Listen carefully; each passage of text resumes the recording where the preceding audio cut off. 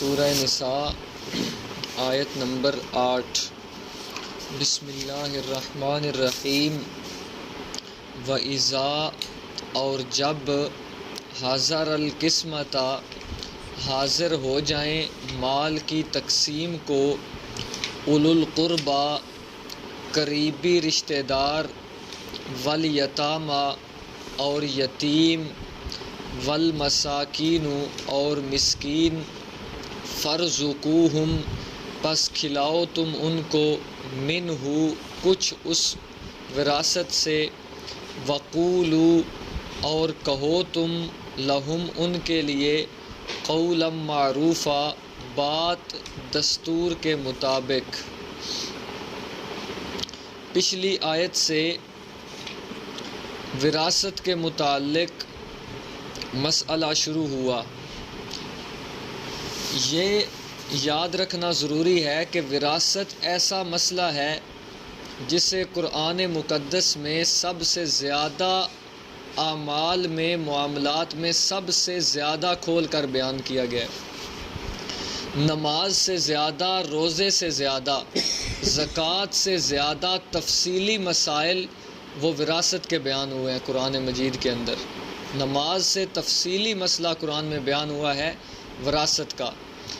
عام طور پر جاہلیت کے اندر یہ رواج تھا کہ عورتوں کو وراثت میں حصہ نہیں دیتے تھے، لڑکیوں کو۔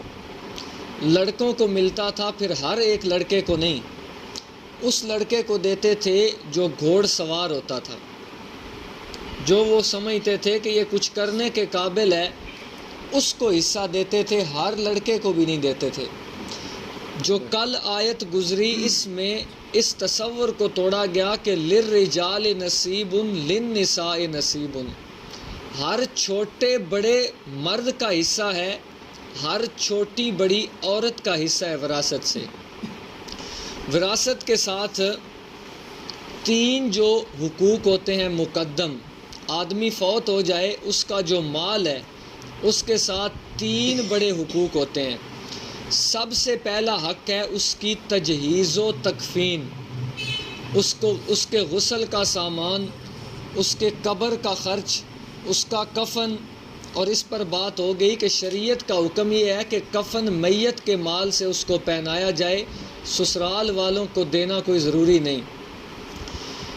اس کے بعد اگر اس میت نے کسی کا کوئی قرض دینا ہے تو وہ قرض ادا کیے جائیں گے، اور اسی قرض کے اندر اگر اس نے زندگی میں مہر نہیں دیا تو وہ مہر بھی ادا کیا جائے گا پہلے۔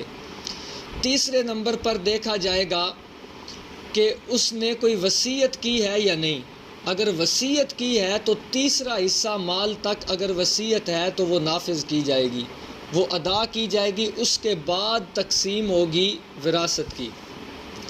وراثت کی تقسیم سے پہلے میت کا جو مال بچا ہے وراثت کا ترکہ، اس میں سے کوئی اپنا تصرف کرنا، مال میں رد و بدل کرنا یا میت کی طرف سے ہی صدقہ کرنا بھی جائز نہیں۔ عام طور پر یہ ہوتا ہے کہ ادھر باپ مرا، دفن ہوا، بیٹے نے آتے ہی کہا جی فلاں بھینس فلاں مسجد کے نام کی ہے۔ وراثت میں تقسیم وہ خود اپنی طرف سے اس میں صدقہ کر رہا ہے تقسیم سے پہلے، یہ جائز نہیں، حرام ہے۔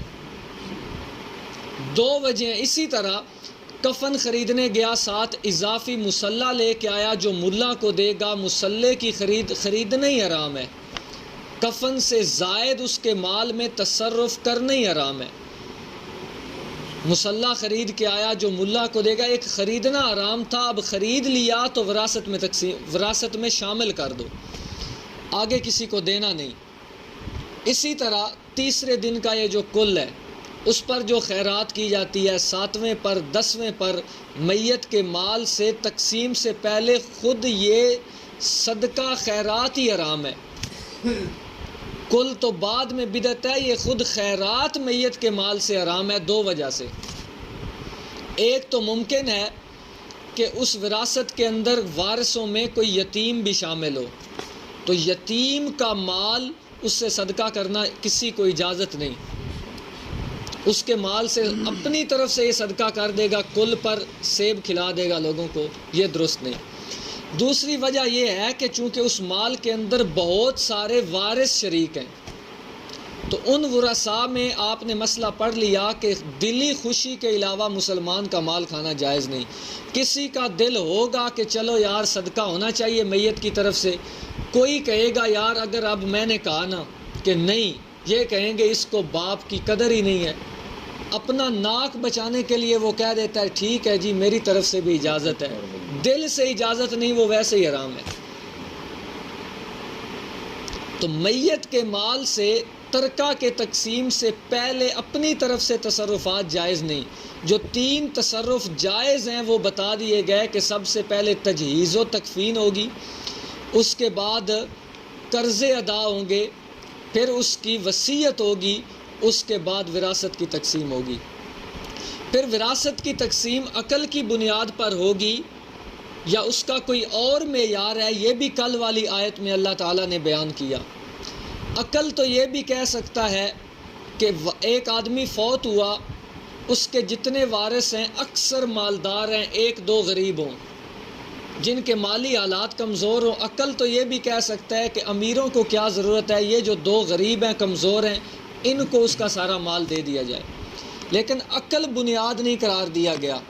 وراثت کی تقسیم کا بنیاد قرآن نے کہا مما ترک الوالدان، کہ وراثت کا جو حقدار ہوں گے، حصے ہوں گے، ان میں نسب کو دخل ہوگا۔ والدین سے اشارہ کیا نسب کی طرف کہ جس طرف نسب چل کے جا رہا ہے نسب کا اعتبار ہوگا، عقل کا اعتبار نہیں ہوگا۔ اسی طرح آگے کہا اقربون، قریبی سے قریبی رشتہ دار، اس میں بھی اشارہ کر دیا کہ اگر قریبی مثلا میت کا باپ ہے تو وہ حقدار ہوگا، اس سے دور جو دادا ہے وہ حقدار نہیں ہوگا، باپ کی موجودگی میں اسے وراثت نہیں ملے گی۔ اگر باپ نہیں تو اس سے دور چلے جاؤ، دادا زندہ ہے اس کا حصہ ہوگا، دادا بھی نہیں اس سے اوپر پردادا زندہ ہے تو اس کا حصہ ہوگا، یعنی قریبی قریبی اس طرح چلتا جائے گا۔ سب سے پہلے قریبی حقدار ہے کہ باپ ہے تو باپ کو ملے گا، دادے کو باپ کی موجودگی میں حصہ نہیں ملے گا۔ اسی طرح دادا ہے تو اس کی موجودگی میں باپ نہیں تو دادے کو مل رہا ہے، دادے کی موجودگی میں پردادے کو نہیں ملے گا۔ قریب سے قریب کی طرف آگے چلتا جائے گا۔ تو عقل بنیاد نہیں، الاقربون، قریب سے قریب رشتے مراد ہیں، اور یہ معیار ہے۔ اور للنساء نصیب، عورتوں کا بھی حصہ ہے خاص، ادھر بھی وہی کہا مما ترک الوالدان والاقربون مما قل منہ او کثر۔ یہ بنیادی اصول قرآن نے وراثت کا بیان کیا کہ میت جتنا مال چھوڑ کے جائے اس میں چھوٹے سے چھوٹی چیز ہو، بڑے سے بڑی چیز ہو، ہر ایک کے اندر ہر وارث کا اپنے حصے کی بقدر حصہ ہے۔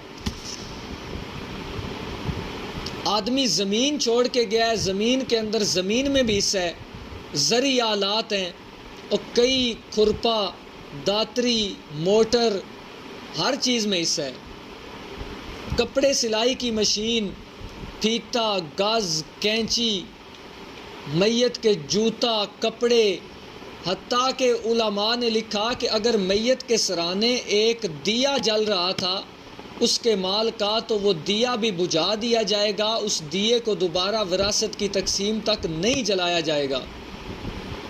ماچس کی ڈبیا چھوڑ کے گیا ہے تو اسے بھی اس سے اگلی تیلی نہیں جلائی جائے گی، اس میں سب وارثین کا اپنے حصہ کی بقدر، اس میں حصہ ہے ان کا اپنے جو ان کی مقدار ہے اس کے بقدر۔ ہر ایک کا ماچس میں، آج کے دور میں موبائل، آپ کا موٹر سائیکل، حتیٰ کہ سم میں بھی سب حصے دار ہوں گے۔ تو یہ مما قل منہ او کثر، کم سے کم ہے، سوئی تک کی چیز ہے تو اس میں سب شریک ہوں گے۔ اب آپ سوچیں کہ اگر اس قدر احتیاط کے ساتھ وراثت تقسیم کی جائے تو اتفاق خود بخود آئے گا، اور سورہ نساء آئی ہی معاشرے کے اندر امن کے اصول، اتفاق کے اصول بیان کرنے ہیں۔ تو اس طرز پر جب وراثت تقسیم ہوگی تو اس وقت پھر خواہ مخواہ اتفاق بھی آئے گا، اتحاد بھی آئے گا۔ آج کی آیت کے اندر وَإِذَا حَضَرَ الْقِسْمَةَ أُولُو الْقُرْبَى، اس آیت کے 3 معنی کیے گئے ہیں۔ ایک ہی معنی آسان وہ یہ ہے کہ اگر جب مال تقسیم ہونے لگے، مال کے تقسیم کے وقت کچھ ایسے رشتہ دار بھی آ جائیں جن کا وراثت میں حصہ نہیں، شریعت نے حصہ مقرر نہیں کیا، محلے سے کچھ یتیم آ گئے، کچھ مسکین بھی آ گئے کہ وہاں مال تقسیم ہو رہا ہے، تو جب مال تقسیم ہوگا حصوں پر تو یتیموں کے حصے کے علاوہ جو باقی بالغ لوگ ہیں ان کو چاہیے کہ وہ اپنے حصے میں سے ان یتیموں مسکینوں کو، اپنے غریب رشتہ دار جن کا حصہ نہیں، ان کو بھی کچھ نہ کچھ دے دیں تاکہ وہ بھی خوش ہو جائیں اور زیادہ سے زیادہ امن اور اتفاق رہے، کہ جن کا حصہ نہیں انہیں بھی کچھ نہ کچھ دے دو۔ اور دینا اس میں احتیاط یہ ہے کہ نابالغ اور چھوٹے بچے کے حصے سے نہیں دینا، بالغ جو ہیں شریعت کے اپنا میت کے وارث بالغ ان کے حصے میں سے وہ اپنے حصے سے خوشی کے ساتھ ان رشتہ داروں کو کچھ نہ کچھ دے دیں۔ اب جب دیں گے تو اتفاق اور اتحاد رہے گا، اور دینے کے بعد قولوا لہم قولا معروفا، ان کو دستور کے مطابق اچھی بات کہہ دو کہ ناراض نہیں ہونا، شریعت نے آپ کا حصہ مقرر نہیں کیا، ہم اپنی طرف سے اس قرآن کی آیت پر عمل کرتے ہوئے آپ کو کچھ نہ کچھ دے رہے ہیں، اسی پر خوش رہنا، امن خود بخود رہے گا۔